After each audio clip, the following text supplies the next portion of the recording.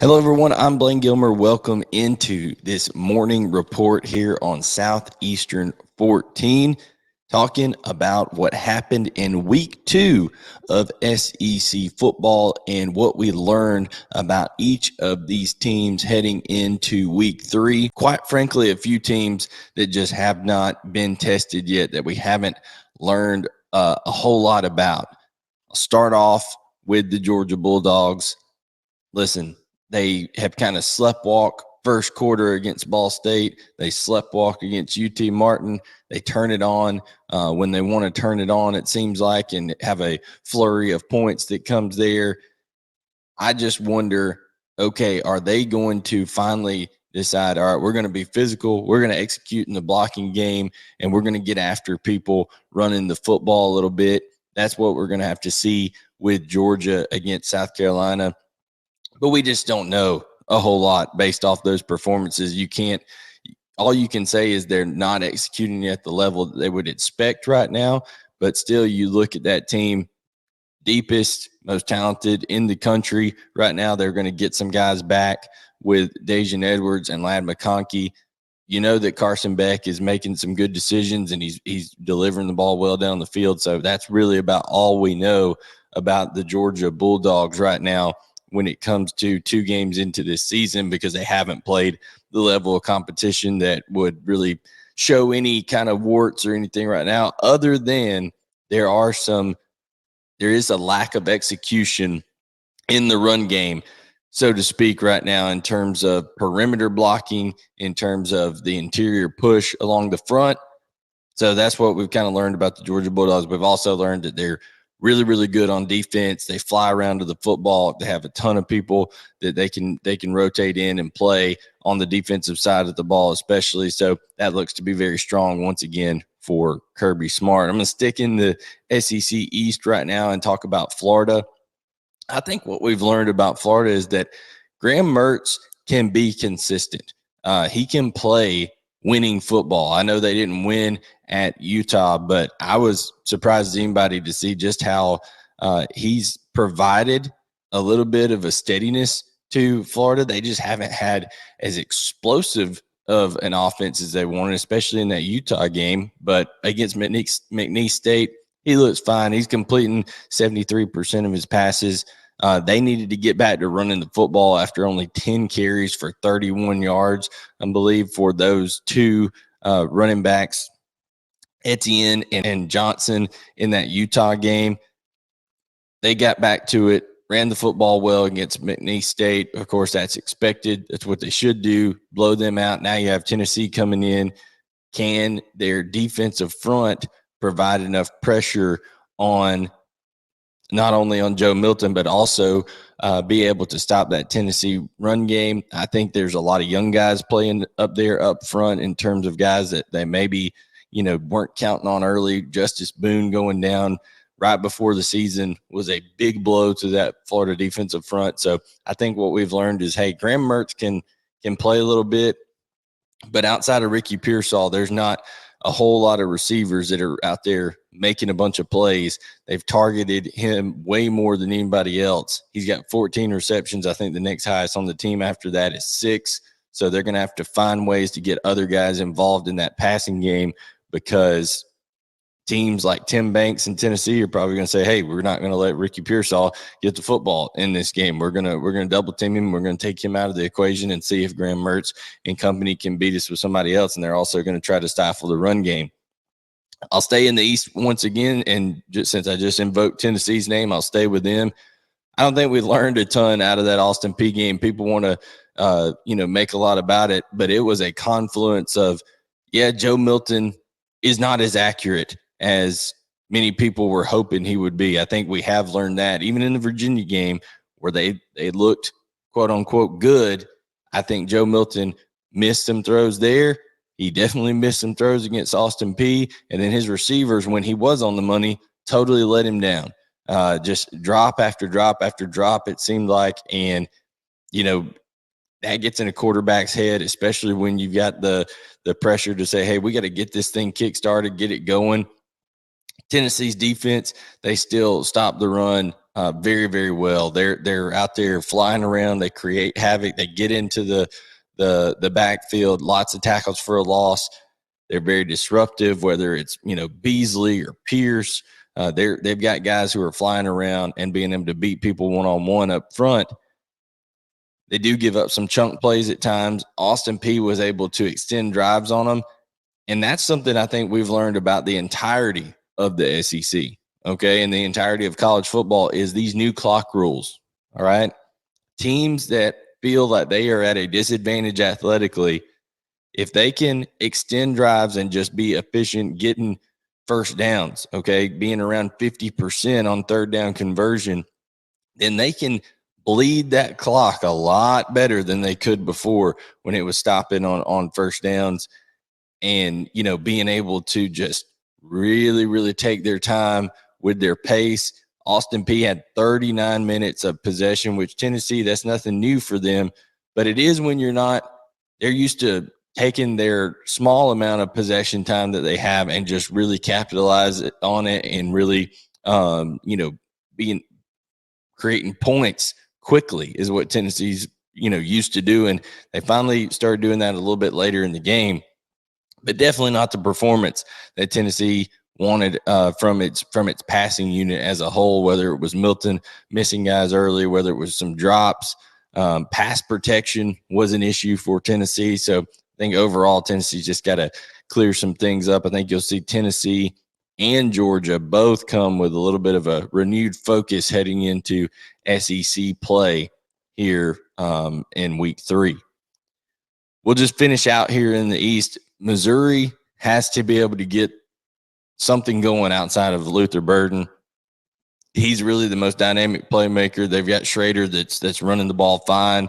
Nathaniel Pete, does some good things, but my goodness, for Eli Drinkwitz and the company over there have to be able to find some creativity. They got to be able to, get some excitement around that offense where it seems like it's just a little stale at times. And there was, one point where it was 4th and 1 in Middle Tennessee State territory. And I'm talking about on the 44-yard line, a situation where you could go for it right there and keep some momentum, play those analytics and stuff like that. They elected to punt the football away.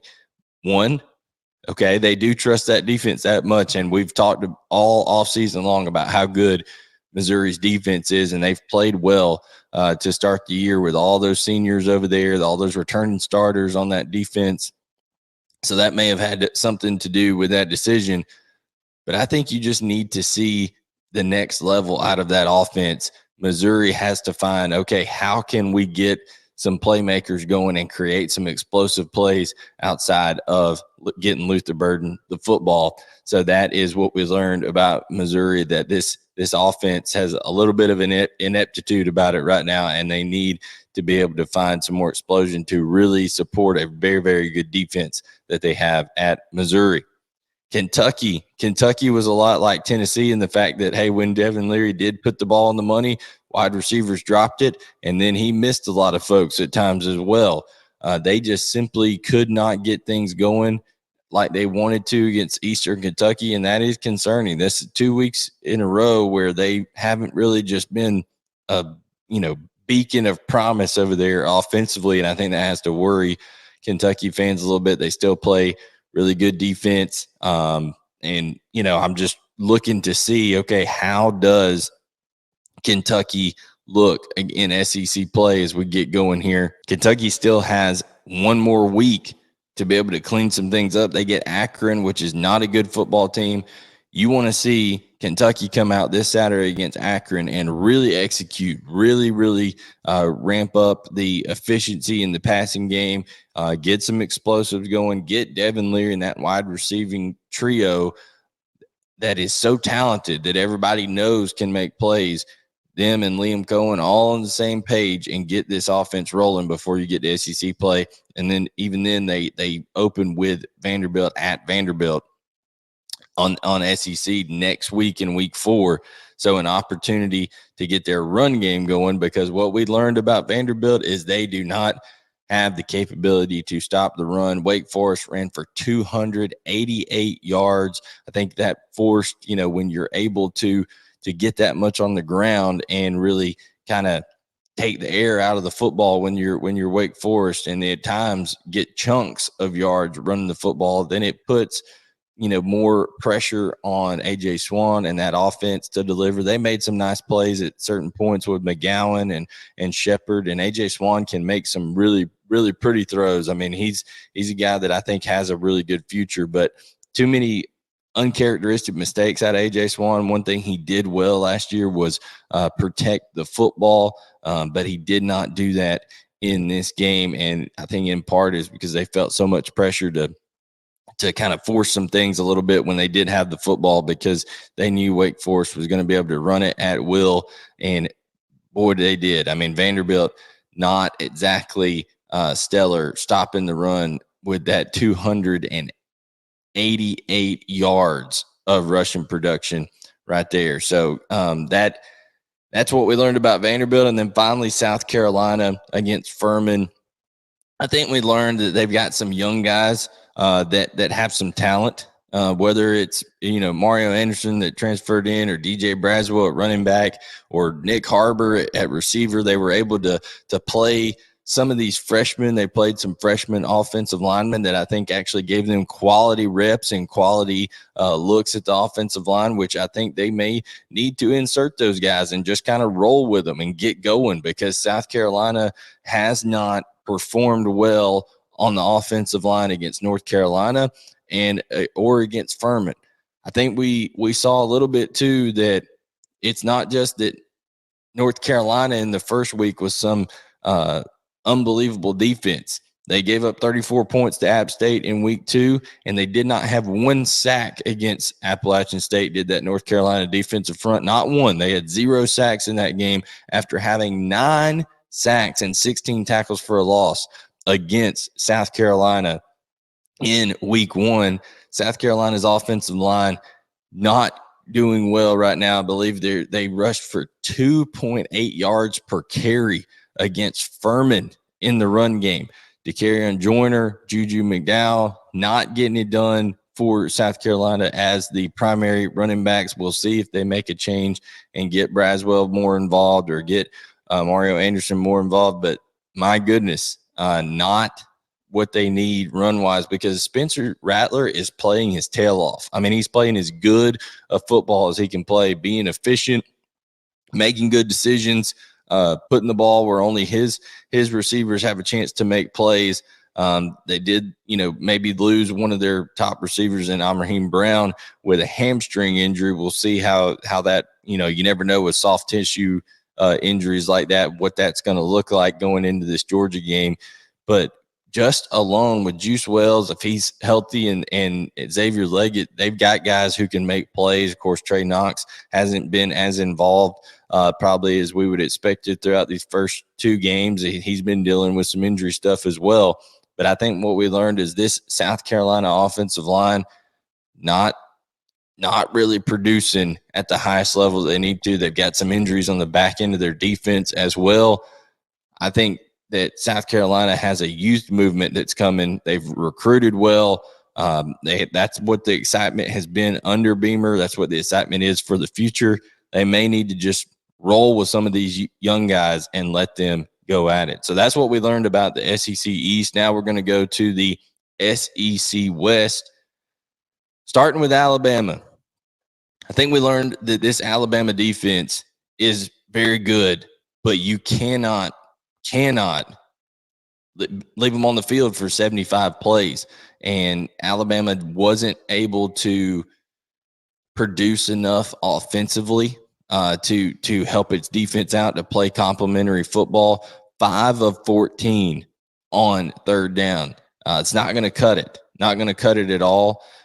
They also lost the time of possession battle. They lost the turnover battle, and all those things, whether it's a sudden change, whether it's allowing not being able to get off the field for Texas. Texas also went 2 of 3 on 4th down.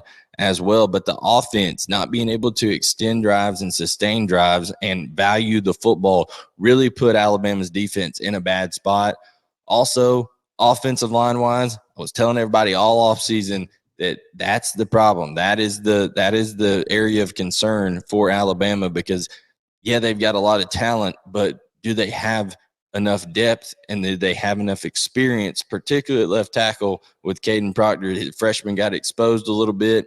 Definitely a few times in a row at key moments in that game where Caden Proctor got beat. And Jalen Milroe, I know that he made a couple mistakes in that game throwing the ball, but my goodness, it seemed like he was running for his life.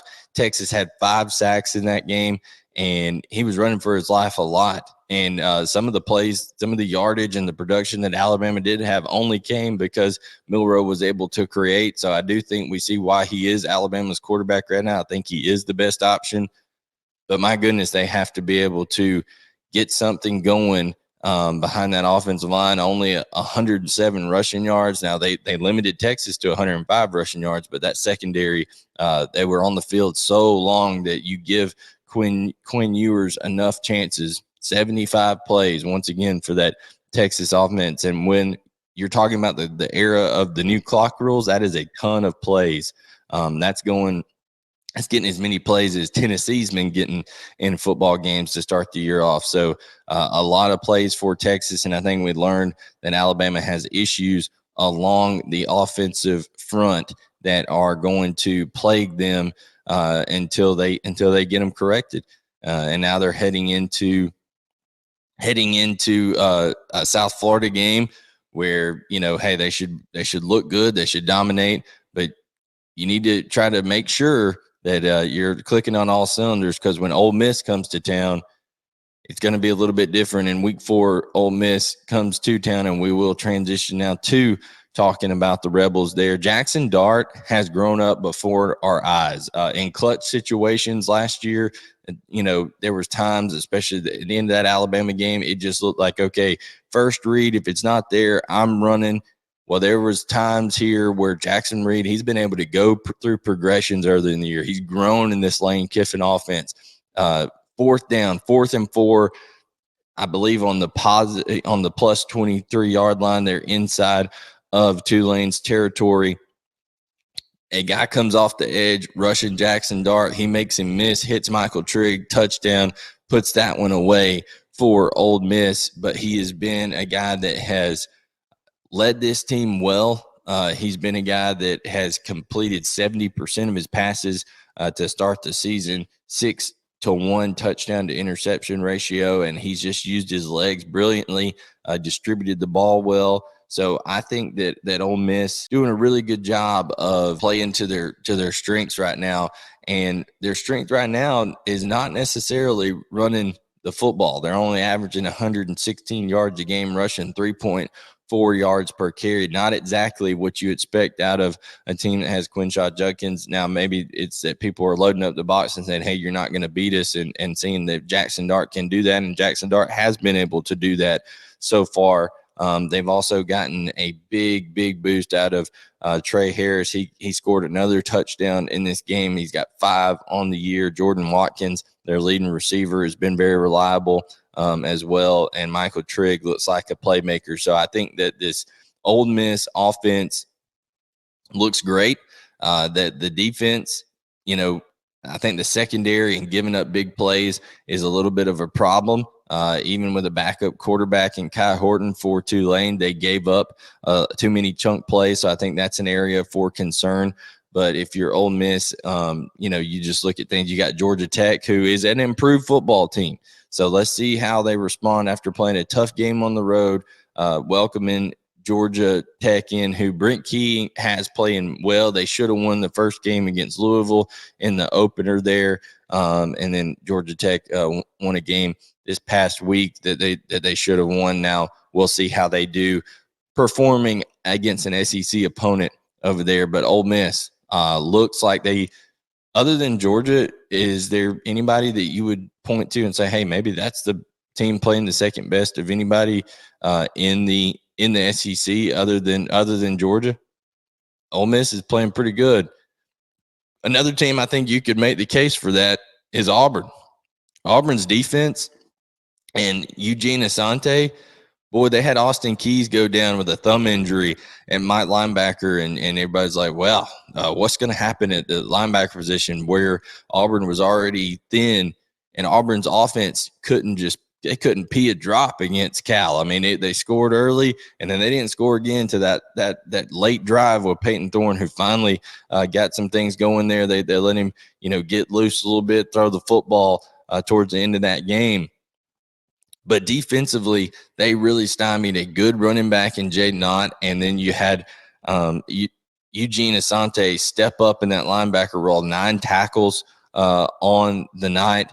He had 1.5 tackles for a loss, had a sack. He just seemed to be everywhere for Auburn, and I think that type of performance is exactly what they needed when they lost a guy that they were looking to be a leader for them on the defense in Austin Keys. In that UMass game, they lost him to a thumb injury and he wasn't available for Cal. To go on the road, okay, even when you're viewed as the more talented team, to go on the road, late kickoff for Auburn, not be able to perform as well as you want offensively, and for that defense to stand up and really, really, perform well. Quite the victory there for Auburn. Held Cal to 4 of 18 on third down, and that's with being on the field a lot. I mean, being on the field a lot because of, not being able to sustain drives on offensively. Also, Auburn with turnovers and penalties, it was sloppy on the offensive side of the ball. I think they have to find a way to get Jarquez Hunter, going a lot more. 11 carries, 53 yards on the day is not going to be what you need out of him. But man, Peyton Thorne threw a pick. They had some fumbles in this game, but overall, at the end, clutch play to Rivaldo Fairweather to get that win. And Eugene Asante, I mean, he's got to be viewed as maybe the player of the week defensively in the SEC with that type of performance that he had. He was really, really active for Auburn and did a lot to help that football team. Let's talk about Arkansas. Arkansas put together a putrid performance offensively. The offensive line didn't do anything. Luckily, KJ Jefferson was able to kind of pull them out of the fire with some improvisation. One time he dropped a snap, picked it up, ran around, found a guy in the back of the end zone, finally to give them some life there towards halftime. But a Kent State team that really is just not very good at all. BYU will be much better football team that they have to face this week. So they need that offensive line to step up. They didn't have Rocket Sanders to turn around and, just say, hey, go do something special right there. So they need to pick it up. I challenged Arkansas's wide receiver. I said I wanted to see him get separation away from these Kent State defenders, a defense that gave up over 700 yards the week before to UCF, and they just were not able to do it. We need to see Tesla and Armstrong and Sategna and all these guys be able to separate and give KJ Jefferson some easy throws, but it all starts with up front. I know there's some inexperience up front, and Sam Pittman has voiced his concerns with that offensive line at times, but my goodness, I didn't think they would struggle like that. So I need to see Arkansas, rally the troops a little bit and get things done against BYU at home, because you got to go to Baton Rouge the week after. And I know LSU is not what we originally thought coming into the year, but still need to see a little bit cleaner operation there from Arkansas. Speaking of LSU, who Arkansas does go to the week after next, they finally got a run game going outside of Jaden Daniels. Yes, it's against Grambling, I understand. But Logan Diggs, 115 yards rushing. They had 300 yards rushing on the night. Finally, that's what they need to help out Jaden Daniels. That dude played his guts out against Florida State and didn't get any help around him. They had some key drops with the receivers that game. The offensive line looked like a sieve at times, just letting Jared Burse and those Florida State defensive front just come through, and Jaden Daniels couldn't get comfortable. They didn't push the ball down the field in that first game, but they finally got a little bit of a run game, and that can help your down the field passing game. The better you can run the football with your running backs, the more shots you're going to be able to take down the field, because you can really get the benefit of, hey, the quarterback is putting the ball in the belly of a running back, and then it freezes a defender and you can take those shots down the field. That is what LSU needs to look better. They're going to have to look better against a Mississippi State team. They're going to Starkville that I think Mississippi State, a lot of people are like, oh, they didn't throw the football enough. What's the play call and all this kind of stuff? We'll get to them in just a second, but LSU is going to face a hard-nosed football team in Mississippi State that has quality leadership and is not daunted by the task. And Zach Arnett, I think, is doing a really good job with that Mississippi State team. But LSU, Logan Diggs, the Notre Dame transfer, that's a big deal. Him getting involved. He was not unavailable for the opener. Him and Mason Smith were unavailable for that opener against Florida State. So still everything in front of LSU. Now they got to go execute in Starkville. So we'll see how they do there. Speaking of Mississippi State, boy, I really like the way that Kevin Barbay has designed the offense in terms of the angles and getting the pistol downhill running game going for Woody Marks, for Seth Davis, for Pittman. These guys run hard, and I am excited to see them match up against an LSU defense. Really, really think that, Will Rogers is a guy that we just haven't seen him put everything together in this offense yet. I think you're going to see everything open up. Tulu Griffin is an explosive guy. They need to be able to find ways to get the ball in his hands more as well. I think you'll see Will Robert. A lot of Mississippi State fans were up in arms. Well, he's not throwing the football enough. So you go from we don't run the ball enough last year to we don't throw the ball enough this year. That's why you love college football, right? I mean, it's just you never know what you're going to get week to week, year to year out of your team. But I think they showed a lot of toughness, showed a lot of grit. That game could have been worse with Arizona. They could have put it away a little bit earlier. They missed some opportunities, gave up some fluky type plays in the secondary there, pushing the ball down the field. But LSU, that's not what they've really been doing. They haven't taken shots. Jaden Daniels hasn't been willing to push the ball down the field. We'll see if they're willing to this game after seeing Mississippi State's secondary kind of give up some big plays on the back end at times. But Jet Johnson and Nathaniel Watson, my goodness. I mean, they are tremendous at that linebacker position for Mississippi State. Just make play after play, create turnovers. I really like the DNA of this Mississippi State team, and I'm excited to watch them host LSU. By the way, you can see our full prediction video on the channel. Like, subscribe, turn on notifications. I'm picking Mississippi State. I like them to pull the upset at home. And then lastly, the last team we have to cover in the SEC West is Texas A&M. And if I was Connor Wigman and Bobby Petrino and Jimbo Fisher, I would, sue my secondary for malpractice, because the defensive backs and just being exposed at the cornerback position, giving up big play after big play. They made, Restrepo for Miami look like Biletnikoff. I mean, it was atrocious. Missed a lot of tackles, missed assignments, bust in the back end, weren't able to get enough pressure on Tyler Van Dyke, and he just diced them up. But Connor Wigman is a star. I'm telling you, he is a future star in the SEC. He's a playmaker. We had him in our top 5 quarterback list coming into this, and I'm telling you, I think that Connor Wigman is the real deal for Texas A&M going forward. He had to throw the ball 53 times. So you throw the ball 53 times, you're going to have a pick here or there. But they couldn't get enough going in the run game consistently to be able to help them out. They got to be able to run the football better. They got to be able to distribute the football better a little bit in the passing game. But I think Connor Wigman is tough as nails. I like him a lot, but that defense was awful when it came to chunk plays, and especially in the secondary, just not being able to cover, not being able to, play assignment football. That's a game Texas A&M should have won that football game. they played well enough offensively to do so. They got let down by their defense in this one. DJ Durkin and company, I really expected a better effort along that front in terms of being able to get to Tyler Van Dyke. Just didn't see a whole lot, from that talented front. And then, you talk about they did stop the run well, but man, Tyler Van Dyke just ate him up in terms of through the air, and a lot of that's you don't get enough pressure, and the secondary gets exposed. So that's what we learned in week 2 of SEC football. We've covered every team here. We're excited about week 3. We have a preview for each game. Like, subscribe, turn on notifications.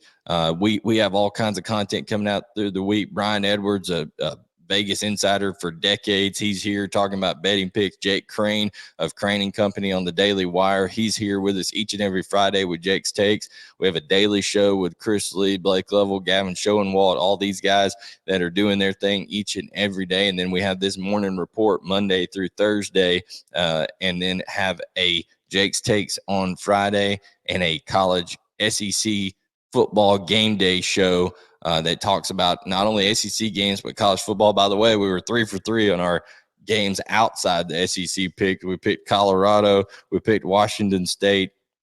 In that game, we picked Notre Dame big.